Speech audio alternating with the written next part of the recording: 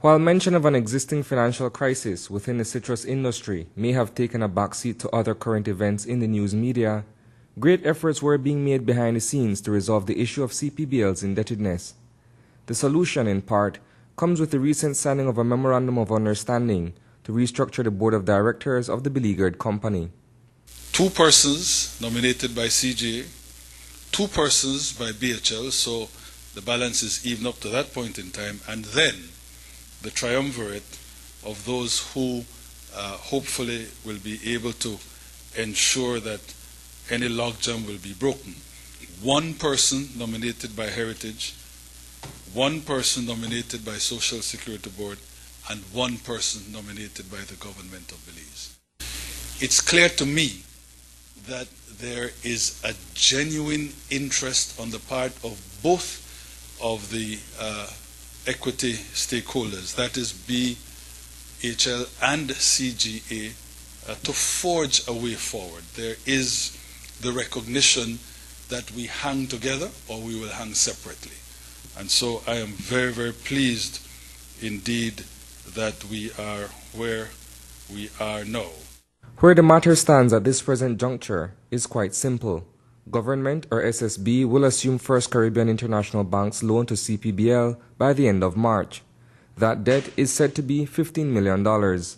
Social Security task is a 2-part task. It's looking at 2 transactions.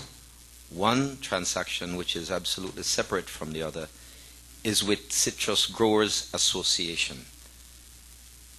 SSB had extended 2 loans to Citrus Growers Association, one of them 14 years ago, the other about 4 or 5 years ago.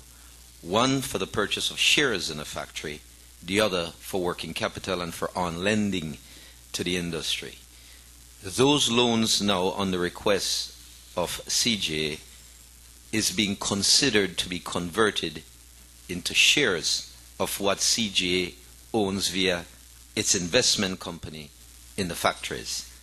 Despite the fact that there won't be any infusion of capital into CPBL, the recommendation to convert debt to equity has to be presented to the various subcommittees of the Social Security Board for approval. Now the process going forward is for the investment committee of Social Security to look at the loan before it can make a recommendation or decides not to recommend it to the Board of Directors. In accordance with the Social Security Act, there are 2 bodies. There's the Investment Committee, which has its own chairman, is an independent body that has representatives from the private sector and the unions. And there is the Board of Directors of Social Security that has no representation on that Investment Committee. They're absolutely separate. The board will thereafter look at the loan and decide where it goes with it. The outcome of that decision, if favorable, will result in CGA relinquishing a fraction of its shares to SSB.